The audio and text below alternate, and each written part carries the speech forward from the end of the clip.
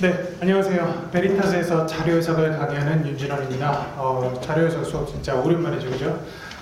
지금 한창 이제 여러분들 피셋 열심히 하고 계신다고 제가 알고 있고, 제가 이제 한 번씩 이제 학원 이렇게 왔다 갔다 해보면, 정말 피셋과 관련해서 강의들도 열심히 이제 수강하시고, 무엇보다도 이제 피셋을 열심히 할 수밖에 없는 날씨가 됐죠. 이제 오전에 굉장히 춥습니다. 그래서 저도 항상 아침에 오면은 아이스 아메리카노를 사서 마시는데 오늘은 도저히 안 되겠더라고요. 그래서 이제 뭔가 따뜻한 걸 마셔야 되는 이제 계절이 온 것 같습니다. 내일이 무슨 날일까요? 내일이 무슨 날인지 아세요? 여러분들은 조금 이제 다른 이야기 해야 될 수 있는데 내일이 최종 합격자 발표 날입니다. 자, 10월 2일 날 이제 그 고시점 PR 가면 보통 발표 이제 날짜가 이렇게 돼 있거든요. 10월 2일 날 발표한다고 공지하면 항상 전날 오후 6시에 문자가 오게 됩니다. 그래서 이제 예전에는 합격 문자가 축하합니다, 뭐 합격하셨습니다, 뭐 이렇게 왔거든요.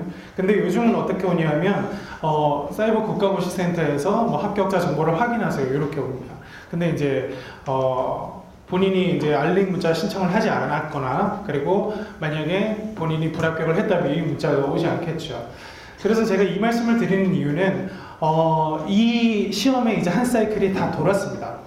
그래서 예전에 준비하던 사람들도 내일은 이제 그 결과가 마무리되고 이제 합격을 한 사람은 이제 연수원으로 가겠죠. 그리고 이제 불합격을 한 사람은 이제 공부를 어떻게 할 것인가, 또는 이제 뭐 다른 뭐 진로를 알아볼 것인가, 이렇게 약간은 이제 기로에 놓이는 분기점에 서 있습니다. 그래서 이제 여러분들한테 첫날부터 제가 이렇게 뭔가 힘 빠지는 소리는 아닌 것 같은데, 이 말씀을 드리는 이유는 약간 이제 조금 여러분들이 긴장감을 가지고 공부를 하셔야 되는 시기가 왔다는 거를 좀 말씀드리고 싶어요. 내년에 시험 날짜가 아마 3월 첫째 주일 겁니다. 3월 첫째 주 토요일이 될 거고요. 뭐 큰 이변이 없는 한 아마 이날 칠 것 같은데, 지금 여러분들이 강의를 들으러 오셨잖아요. 그러면 내가 지금 어느 만큼 되어 있어야 하고, 그리고 시험을 치기 전까지는 어느 정도까지 내가 학습이 되어 있어야 하는가, 여기에 대해서 좀 간략하게 좀 안내를 좀 드리고 싶은데요. 지금이 이제 발표가 10월이니까 이제 10월이라고 하겠습니다. 10월, 11월, 12월, 그러면 이제 대망이 2020년이 됩니다. 2020년이 안 올 줄 알았는데, 자, 10월, 11월, 12월, 1월, 2월, 3월 이렇게 돼 있는데, 저는 분기점을 딱 이 정도로 봅니다. 자, 12월이 분기점이라고 보시면 되는데, 그 이유가 뭐냐면 수학에서 모강을 시작하는 시즌이에요. 그러니까 모강을 시작한다는 건 뭐냐면 이제부터 줄 세우기 하겠다는 거거든요.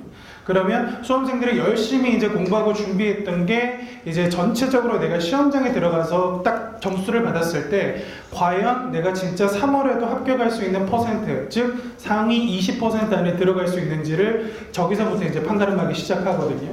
그러면 여러분들은 12월 이전의 어떤 공부 전략과 12월 이후의 공부 전략에는 조금 차별성을 둬서 준비를 하시면 좋을 것 같아요. 그래서 12월 이전, 그러니까 지금부터 여러분들이 모의고사 시작 전까지는 어떤 부분을 준비하셔야 되냐면 다른 거 없습니다. 기출을 정확하게 이해하고 어떤 포인트든지 여러분들한테 바로 질문하면 나올 수 있을 때 정도로 정리가 되셔야 돼요. 왜냐하면 여러분들이 나중에 모의고사 푸실 건데 그거 기출문제 아니잖아요, 그죠? 근데 잘하는 사람은 계속 잘하고 점수가 안 나온 사람은 계속 안 나오는데 그 이유가 뭘까요? 이 모의고사 문제라는 게 결국은 기출문제 기반에서 출제가 되기 때문이거든요. 그래서 기출문제를 봤을 때 정말 머리가 좋아서 두뇌 회전이 빨라서 잘 푸는 사람도 있습니다. 진짜 있어요. 하지만 그 일부분의 피셋형 인간을 제외하고는 대부분 기출이 얼마나 돼 있냐에 따라서 저 난이도가 뭐 관계없이 어느 정도 성적이 바로바로 따라 나오는 그런 경향을 보인다고 생각을 하시면 돼요. 그래서 여러분들은 10월부터 11월, 12월 뭐 20일쯤 뭐 이렇게 해가지고 모의고사 시즌이 보통 마지막 주에 진행되는데 12월 초중반까지는 한 2달 반 정도가 남아 있습니다. 그러면 자료뿐만 아니라 언어하고 상황도 기출을 정리를 하셔야 돼요. 자, 그래서 그 포인트를 잘 정리해서 이제 이 시험을 치시게 되겠죠. 그러면 이제 이때부터 밥맛이 없어집니다.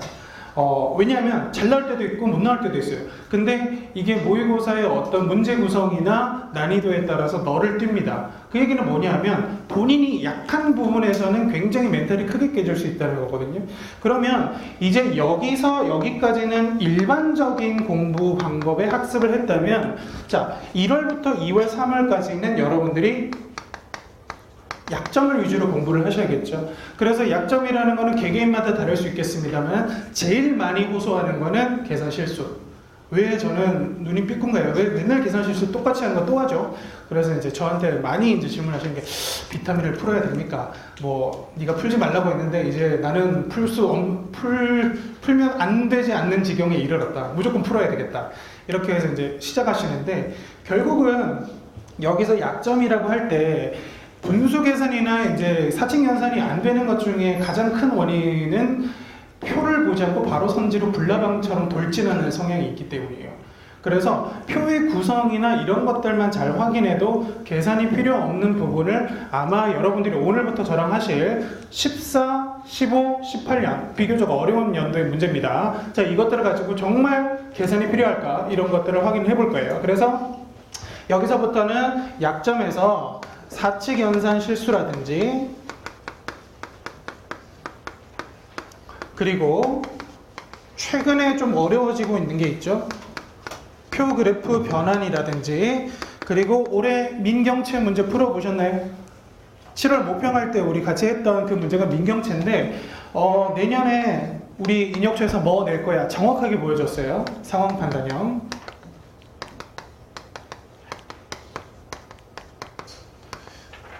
상황 판단형 같은 문제가 많이 나오면 나올수록 이제 유리한 그 수험생과 불리한 수험생이 극명하게 나뉠 겁니다. 자료 해석에서 상황 판단 점수가 잘 나오려면 상황 판단을 잘하면 되겠죠, 그죠? 그러면 상황 판단 잘하는 사람이 자료 해석 점수도 잘 나오는 구조로 갈 수밖에 없어요. 근데 바꿔 말하면 무슨 얘기냐면, 자료 해석에서 상황 판단형을 잘 준비해두면 3교시의 상판 점수에서도 유의미한 변화가 있을 수 있다는 얘기가 됐습니다. 그래서 이제 자료나 상황 같은 경우에는 두 과목이 물론 차이점도 있지만 이게 별개의 과목이라고 인식하기보다는 우리가 주로 대안의 비교, 선지가 이렇게 있죠. 그러면 A, B, C, D, E 항목 중에서 가장 우월한 항목을 찾아라, 뭐 이런 것들이 있습니다. 아니면 순서를 배열하라고 하던가. 자, 그러면 이런 유형이 자료에서도 나오고 상황에서도 나오기 때문에 이제 이 유형에 대해서는 여러분들이 두 과목을 별개가 아니라 공통적인 하나의 과목으로 인식해서 준비를 하셔도 굉장히 좋겠다는 말씀을 드리고 싶어요. 그래서 나머지 이 기간에는 약점을 위주로 학습을 하시고, 그러면 일반적으로 우리가 공부할 때보다는 당연히 시간이 남아야 될까요? 모자라야 될까요? 남아야 됩니다. 왜냐하면 이때는 여러분들이 잘하는 것도 하고 어려워하는 것도 하거든요. 근데 이때는 어려워하는 것만 집중적으로 하게 됩니다. 그러면 시간이 남잖아요. 그럼 뭐 하실래요? 2차? 2차 하시고 싶죠, 그죠? 2차 물론 해도 좋습니다. 하지만 정말 이제 가면 갈수록 제 말이 무슨 뜻인지 이제 공감하시게 될 거예요. 떨어지면 2차는 없습니다. 그래서 무조건 저는 뭐 전반적으로 보면, 이거 녹화되는데 이런 말을 하면 그렇지만 학원의 입장에서는 1, 2차 다 잘하는 학생을 키워내는 게 가장 좋겠죠. 하지만 저는 뭔가 아직 수험생의 마인드가 남아있어서 2차 시험장에 가지 못했을 때 그 1년을 얼마나 이제 이게 괴로운 상황인가를 잘 이해하고 있기 때문에 무조건 여러분들이 올해는, 만약에 내가 2차 시험장에 가본 경험이 없다라면 일찍 합격하면 좋죠. 일찍 합격하면 좋지만 장수를 하게 되는 원인 중에 하나는 2차 시험장 경험이 없는 거예요. 그래서 보통 2차 시험장을 안 가보신 분들 중에 본인이 2차를 잘한다고 오해를 하시는 분들이 많아요. 올해 이제 그런 게 좀 극명하게 드러났는데, 올해 점수가 2차 점수가 난리가 났습니다. 그 말은 뭐냐면 약간 이제 일반적으로 우리가 찍어서 공부하는 포인트로 고득점을 받는 시대가 좀 지나지 않았나라고 하는 거거든요. 그래서 2차 공부는 어차피 여러분들이 좀 1차와 관계없이 진득하게 좀 공부를 할 수 있을 때 어느 정도 이제 성과가 나오는 정도로 좀 난이도는 올라갔어요. 그래서 결국에는 1차가 불안한 사람은 공부를 1년 하든 2년 하든 3년 하든 간에 1년 내내 1차가 자기를 괴롭힙니다. 그래서 이 지점을 한번 돌파해서 벗어나지 못하면 2차 공부도 집중해서 할 수 없는 그런 상황에 이르게 되죠. 그래서 올해 보면 뭐 행정학 과락도 굉장히 많았고, 뭐 선택 과락도 많았고요. 경제학도 어느 정도 과락이 좀 있었습니다. 그래서 예전에는 보통 그런 큰 과목들에서는 과락을 잘 주지 않았거든요. 그래서 여러분들이 정말 이제 일반적으로 조금씩 공부하면서 1차 조금 하고 2차 조금 하고 3차는 뭐 아직 하면 안 되겠죠. 자, 그래서 조금 공부하는 것보다 푹 담가서 그 과목에 대한 실력을 확 올리는 게 이제는 좀 합격을 빨리 할 수 있는 그런 시스템으로 변화하지 않았나 그렇게 생각이 듭니다. 자, 그래서 저는 이때 시간이 남는다는 말을 하다가 여기까지 왔는데, 자, 그러면 시간 남으면 뭐 해야 되죠? 헌법 하셔야 됩니다. 헌법. 저는 이제 금동훈 원장님하고 뭐 이런 전혀 입을 맞춘 게 없고, 헌법을 마지막까지 좀 불안하게 하시면 정말 이제 생각하기도 싫은 사태가 나올 수 있죠. 그래서 피셋을 넘었는데 헌법이 내가 예를 들어서 가채점 했는데 64점이다. 아씨 이러면서 이제 마킹을 잘못했냐 안 했냐에 따라서 이제 바뀔 수 있는 거죠. 그래서 저는 적어도 헌법에서 80점 이상은 넘길 수 있도록 목표를 잡고 준비를 하셔야겠고, 보통 헌법을 한 이쯤부터 시작을 하실 거예요. 집중적으로는. 지금 뭐 기본 강의나 이런 것들도 하셨겠지만 이때부터 좀 집중적으로 하시고, 이때도 여러분들이 문제를 많이 푸시면서 헌법에 대한 부분도 잘 준비를 해 두셔야겠습니다. 자, 그래서 이제 제가 이 전반적인 얘기를 하게 되는 가장 큰 이유는 이제 뭐냐면 시험이 가까워져 왔다는 거예요. 이제 시험과 가까워지면서 여러분들이 자료 해석만 잘해서 1차를 합격할 수는 없어요. 자, 자료 해석을 잘하면서 언어 상황도 잘하셔야 되고, 그리고 헌법도 안정적인 점수가 나와야 됩니다. 그러려면 여러분들이 뭐 2차 과목이라든지 다른 과목에서 약간 집중과 선택을 하셔야 되는 시기라고 생각합니다. 물론 일반적으로 모든 사람이 다 그런 건 아니에요. 자, 여러분들이 나는 그러면 어떤 스타일인지 잘 모르겠다. 상담 오시면 됩니다. 그러면 제가 시험 점수 올해 보신 거, 그리고 현재 여러분들이 지금 어느 정도 돼 있는지, 그리고 2차 공부는 어느 정도 돼 있는지 종합적으로 얘기해서 개개인별로 맞는 진단과 상담을 해드릴 수 있도록 그렇게 하겠습니다. 그래서 뭐 상담 방법이라든지 이런 거는 여러분들이 강의에서 보시면 뒤에 상담 방법이 나와 있어요. 그래서 평소에 상담하셨던 분들은 그대로 신청하고 이용하시면 되겠고, 오늘 제 수업을 처음 들어오시는 분들은 어떤 분야에 관한 상담이라도 괜찮으니까 신청을 하시면 되겠습니다.